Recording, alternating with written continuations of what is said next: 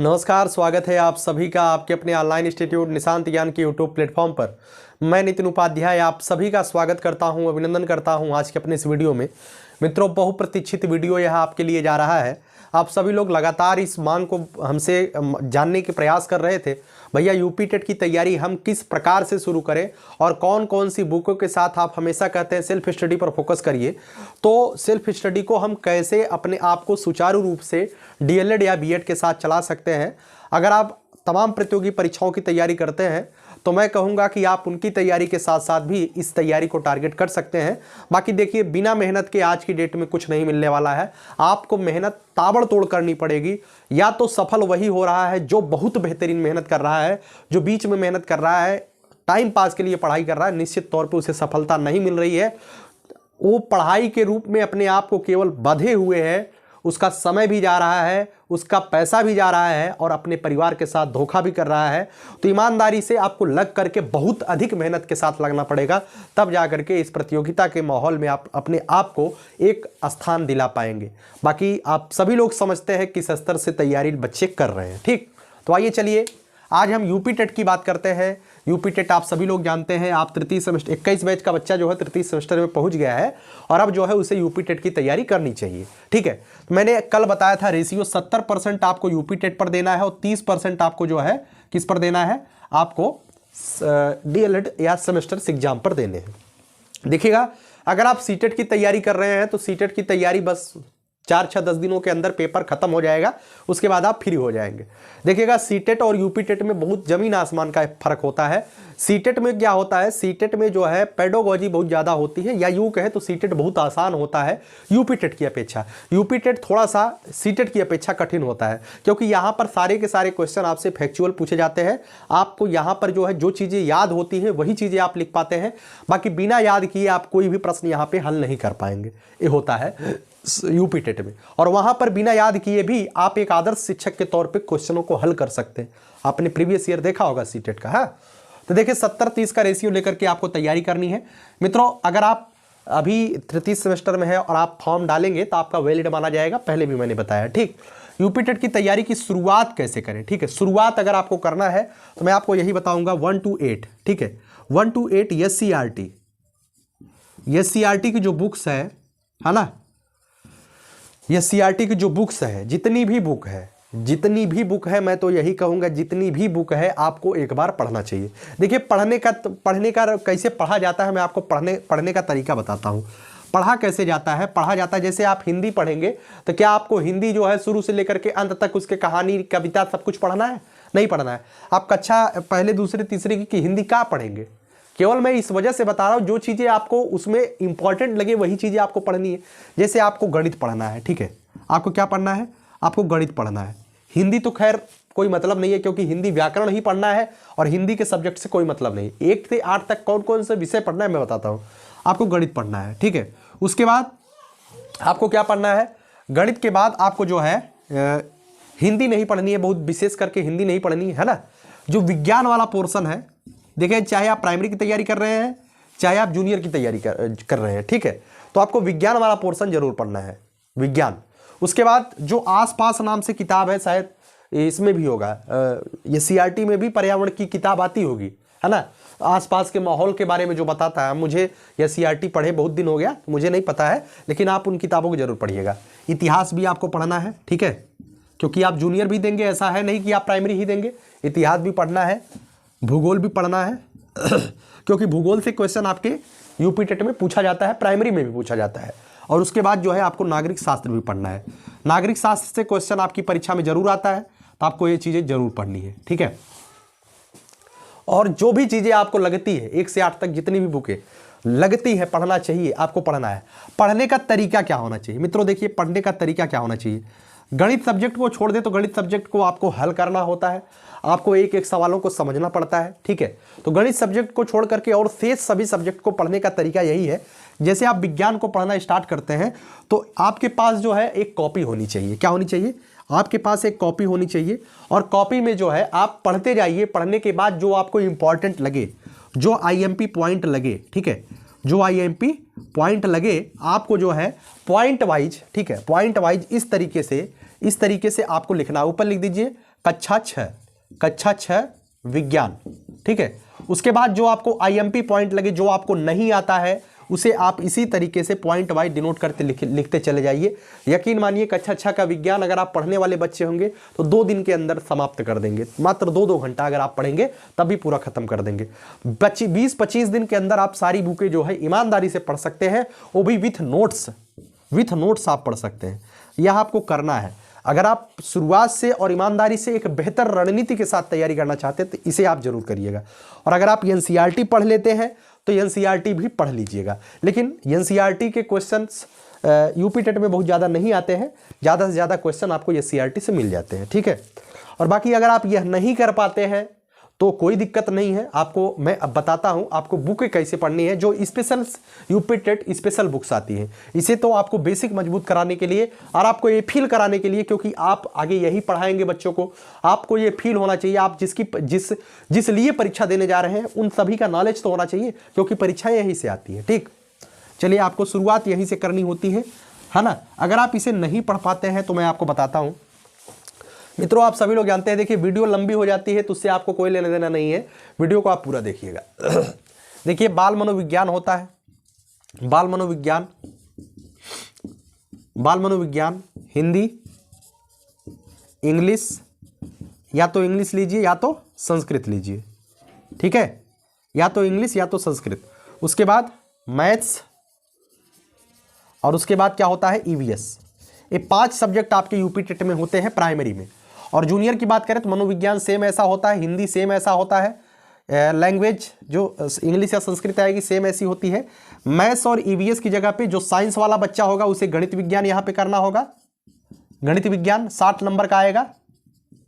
और जो बायोलॉजी मतलब जो उसका बच्चा होगा, क्या नाम है, जो आर्ट साइड का बच्चा होगा उसे एसएसटी करना होगा, अर्थात सामाजिक विज्ञान करना होगा, ठीक है। ये भी 60 नंबर का आएगा। अब देखिए बुक कौन कौन सी लेनी है, बुक के बारे में आपको बता देता हूं, जो बुक आपको पढ़नी है। आप सभी लोग जानते हैं 30-30 नंबर का पेपर आएगा, और 30-30 नंबर के पेपर में आपको ज़्यादा से ज़्यादा नंबर गेन करने हैं, क्योंकि आगे ऐसी भी परिस्थिति आ सकती है कि यूपी टेट का भी जो है कुछ ना कुछ अंश आपके परीक्षा के अंतिम मेरिट में जुड़ने लगे, तो कुछ कहा नहीं जा सकता है। इस वजह से आपको अच्छे अंकों के प्राप्त करने के लिए केवल क्वालिफाई के लिए नहीं पढ़ना है, क्योंकि क्वालिफाई के लिए पढ़ेंगे जो बच्चा 120 लाएगा आपको कहीं ना कहीं बहुत पीछे कर देगा अगर इसका नंबर मेरिट में जुड़ने लगा तो, ठीक है। और ऐसी संभावना जो है जताई जा रही है, ऐसा हो भी सकता है, ठीक। तो ध्यान रखिएगा, बाल मनोविज्ञान चाहे आप प्राइमरी के लिए तैयारी कर रहे हैं, चाहे आप जूनियर की तैयारी कर रहे हैं, मैं हमेशा जो है पीडी पाठक मालती सारस्वत को प्रेफर करता हूँ, ठीक है। अगर आप इन दोनों बुकों को पढ़ चुके हैं या पढ़ रहे हैं, तो अगर आप इन दोनों बुकों को नहीं ले पाते हैं तो आप एक बार लूसेंट को भी देख सकते हैं, ठीक है।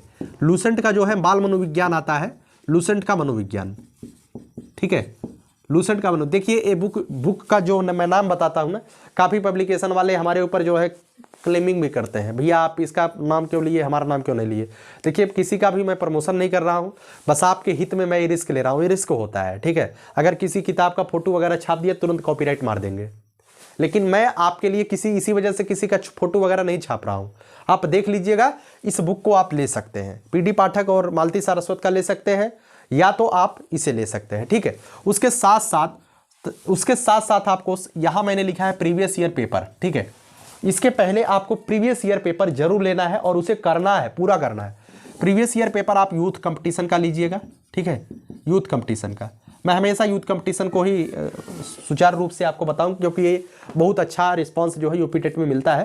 तो यूथ कंपटीशन का प्राइमरी भी ले सकते हैं आप, और जूनियर करेंगे जूनियर भी आप इसे ले सकते हैं, ठीक है। यूथ कंपटीशन का प्रीवियस ईयर और प्रैक्टिस सेट आप चाहे जहाँ से करते हैं, लेकिन यूथ का प्रैक्टिस सेट आपको जरूर लगानी है। प्रीवियस ईयर भी इनका ही करना है, और प्रैक्टिस सेट जो आता है, जो मॉक टेस्ट, जैसे सीटेट में तो मॉक टेस्ट ऑनलाइन आपको देना पड़ता है, लेकिन यूपी टेट में मॉक टेस्ट आपको ऑनलाइन नहीं देना, क्योंकि पेपर ऑफलाइन होगा। तो ऑफलाइन में किसी का ले सकते हैं, लेकिन यूथ कंपटीशन को एक बार आप प्रैक्टिस सेट करिएगा प्रीवियस ईयर करने के बाद, ठीक है। उसके बाद बाल मनोविज्ञान के लिए आपको उससे पहले, ठीक है, मनोविज्ञान ये सब, जैसे मनोविज्ञान लेकर के आएंगे, मनोविज्ञान इतनी मोटी होती, क्या आपको सब पढ़ना पड़ता है? नहीं, सब नहीं पढ़ना पड़ता है। आप एक बार सिलेबस जरूर देखा करिए, ठीक है। साइलेबस होता है ना, साइलेबस, हाँ, आप एक बार सिलेबस जरूर देखा करिए। बिना सिलेबस देखे आप पूरे के पूरे किताब को पढ़ डालिए, एक कहीं ना कहीं अच्छा नहीं होगा। ठीक है, कोई भी बुक आप लाइए, उसके पहले आप यूपी टेट के सिलेबस मनोविज्ञान को निकाल करके देखिए, उसमें जो जो टॉपिक दिया गया है उस टॉपिक को किताब में ढूंढिए, ढूंढने के बाद आप पढ़िए, पढ़ने के नोट्स बनाइए, नोट्स जरूर बनाइए। ठीक है, अपने नोट्स। और प्रीवियस ईयर आप देखे रहेंगे, प्रीवियस ईयर एक बार 3-4 प्रीवियस ईयर पहले कर लीजिए।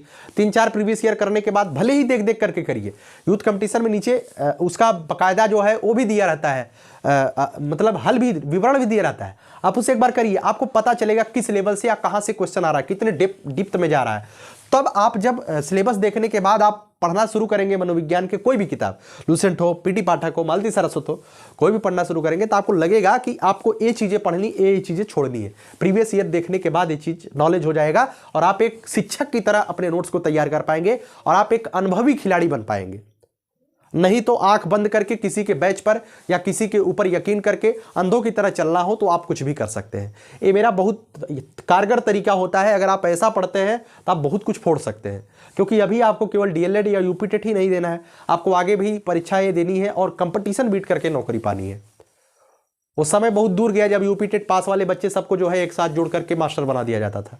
ठीक, हिंदी के लिए मित्रों आप जो है हिंदी के लिए प्रेफर कर सकते हैं, मैं हमेशा बताता हूं आदित्य पब्लिकेशन को प्रेफर कर सकते हैं। ठीक है, गलतियां हर जगह है, देखिए गलतियां ऐसी कोई बुक है ही नहीं जिसमें गलतियां नहीं है, लेकिन आप इतने समझदार तो जरूर है ना, कोई गलती अगर होती है तो आप उसे देख सकते हैं। ठीक, गलतियां है लेकिन आप उसे दूर कर सकते हैं। आदित्य पब्लिकेशन की इंग्लिश या संस्कृत, इंग्लिश अगर आप लेते हैं तो आप लूसेंट की ले सकते हैं। ठीक है, और संस्कृत अगर आप लेते हैं, मुझे संस्कृत में बहुत अच्छी लगती है सर्वज्ञ भूषण सर की बुक। सर्वज्ञ भूषण, जो संस्कृत गंगा वाले सर्वज्ञ भूषण सर है, उनकी बुक जो है बहुत बेहतरीन है, आप उसे ले सकते हैं। संस्कृत गंगा यूपी टेट के लिए एक प्रकाशन की बुक चलाई गई है इनकी, बहुत बेहतरीन बुक है, आप इसे ले सकते हैं। ठीक, उसके बाद मैथ्स की बात करें मित्रों, मैथ तो आपको कक्षा 6ठी 7वीं 8वीं का, ठीक है, मैथ जो है कक्षा प्राइमरी के लिए बता रहा हूं, कक्षा 6ठी 7वीं 8वीं का जो है 100% आपको पूरा SCRT वाला करना है, SCRT वाला, SCRT पूरा करना है। ठीक है, उसे करने के बाद पहले उसे कर लीजिएगा। अगर आपका मैथ बहुत कमजोर है ना तो आपको उसे कर लेना है, भले ही किसी टीचर की सहायता से करिए, लेकिन एक बार उसे कर लीजिए, क्योंकि वो बेसिक होता है और आपकी बेसिक वहीं से मजबूत होगी, है ना।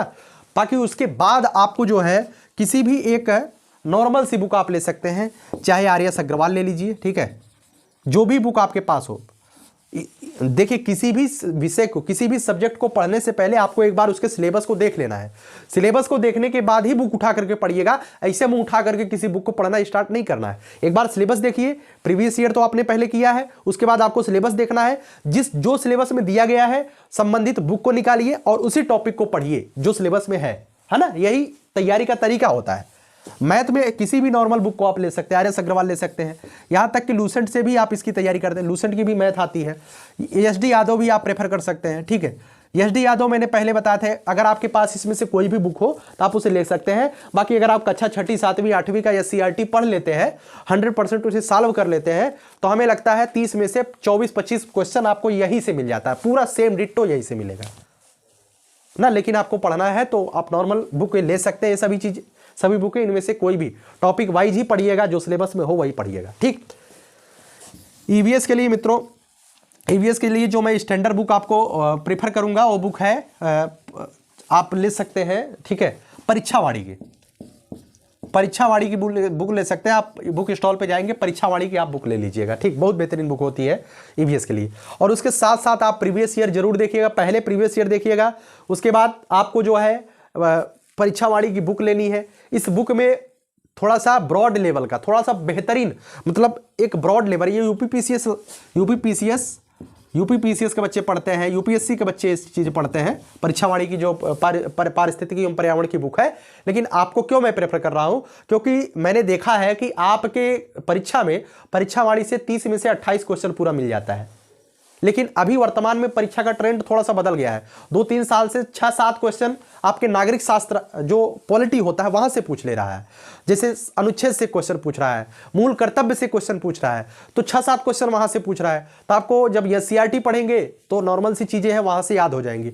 लेकिन आप इस बुक को जरूर लीजिएगा। उसके साथ साथ आप जो है यूथ कंपटीशन की, ठीक है, यूथ कंपटीशन की बुक आती है अलग से, अलग से बुक आती है, अलग अलग यूथ कंपटीशन की बुकें आती है। इस देखिएगा, यूथ कंपटीशन के आप प्रीवियस ईयर भी लीजिएगा, है ना। और ये जो बुकें मैंने बताया, देखिए आप इतना कुछ कर रहे हैं तो आप थोड़ा सा खर्चा बुकों पर भी करिएगा, क्योंकि बुक ही आपका सशस्त्र हथियार है जिससे आप परीक्षा को क्रैक करेंगे। आपके पास कुछ मटेरियल होना चाहिए, ऐसे यही नहीं कि ये मोबाइल होना चाहिए। मोबाइल से PDF से पढ़ करके आप बहुत कुछ नहीं हासिल कर सकते हैं।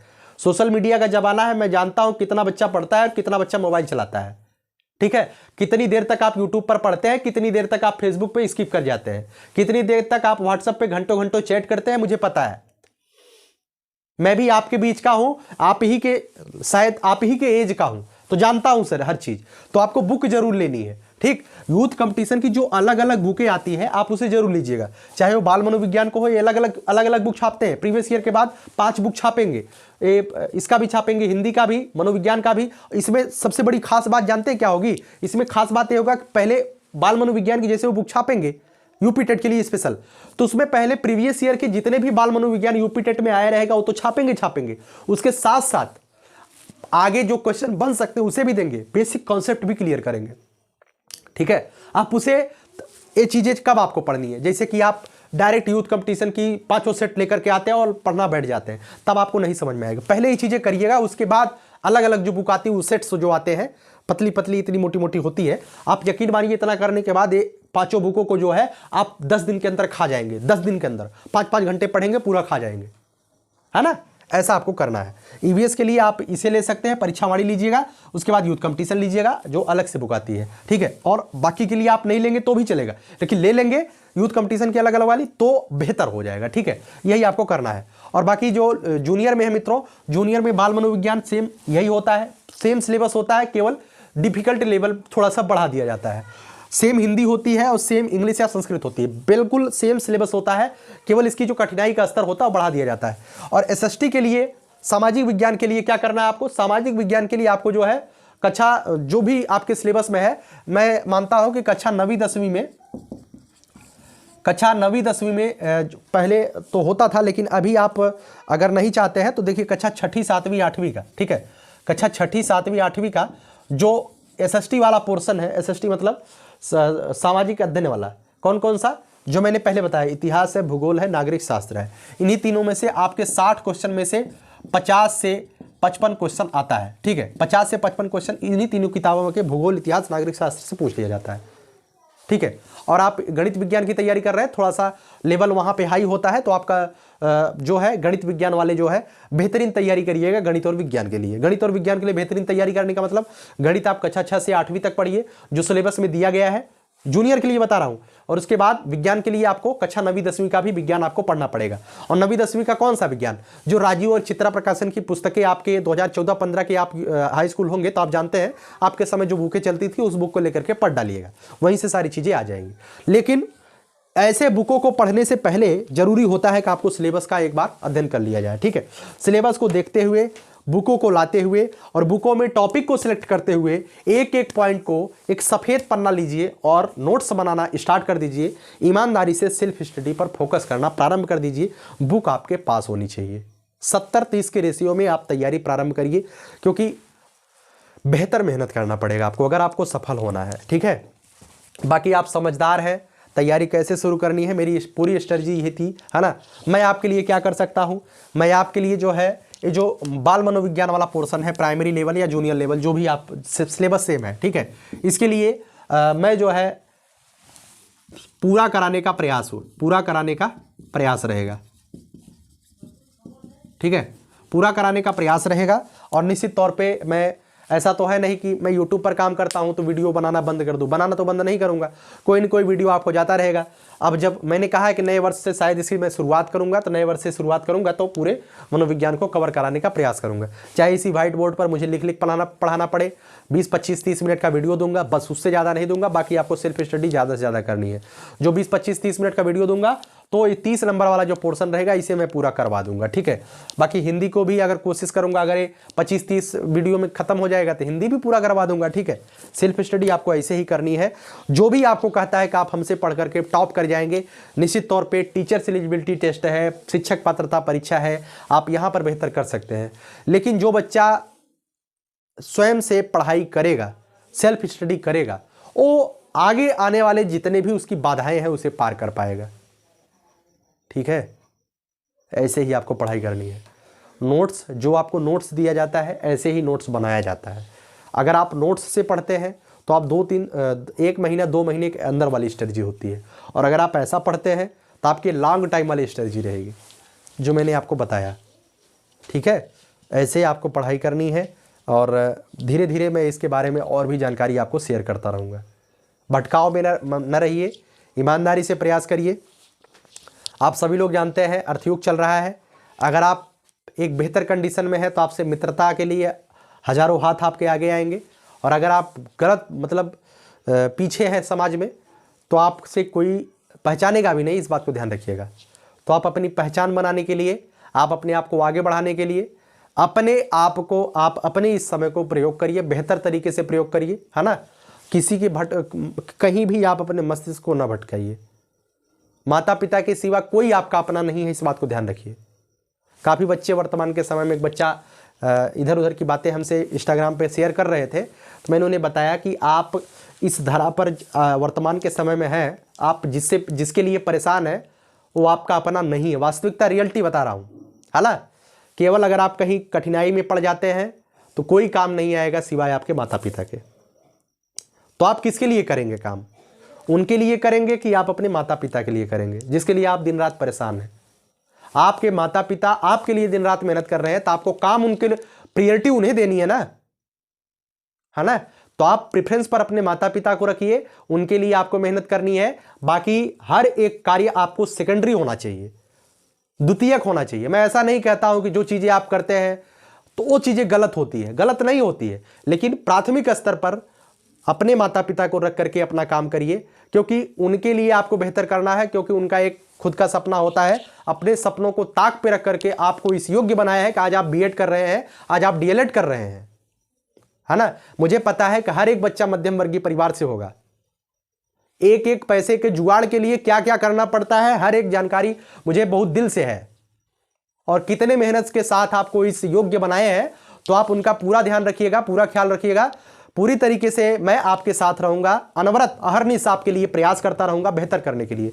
ज़्यादा से ज़्यादा वीडियो को लाइक करिए, चैनल पर पहली बार आते हैं सब्सक्राइब करिए, और जितना हो सकता है वीडियो को शेयर जरूर करिए। ठीक है, जितना हो सकता है, क्योंकि इस समय समझ रहे हैं यूट्यूब पर कैसा माहौल चल रहा है। हर एक व्यक्ति यही चाहता है 100 क्वेश्चन करा करके, बच्चों को एंगेजिंग करके, उनका टाइम खराब करके दिशा भ्रमित कर दिया जाए। 100 क्वेश्चन, हिंदी का कोई 100 क्वेश्चन लाएगा यूपी टेट के एक रात पहले, यही 100 क्वेश्चन में से 100 रट लीजिए, इसमें से आपके 20 प्रश्न आ जाएंगे। कभी नहीं आते हैं भैया, कभी भी नहीं आते हैं, केवल आपको दिग्भ्रमित किया जाता है। अगर आपने पहले से पढ़ाई किया तो वही आपके काम आएगी।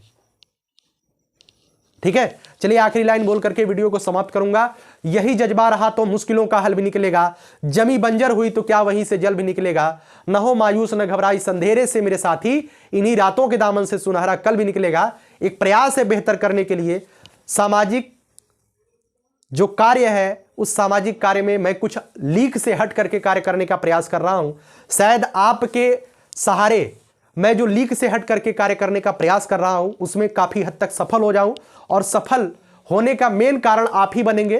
तो आप ही लोग हमें उत्साहवर्धन करिए कि हम आपके लिए बेहतर करें, और निश्चित तौर पे बेहतर करने का प्रयास भी हम अपनी तरफ से कर रहे हैं। बाकी आगे हर इच्छा है, जो होगा वो आपके सामने आएगा। ठीक है, चलिए बहुत बहुत धन्यवाद। माता पिता के सपनों को साकार करिए, अपने मानसिक भटकाव से बचिए।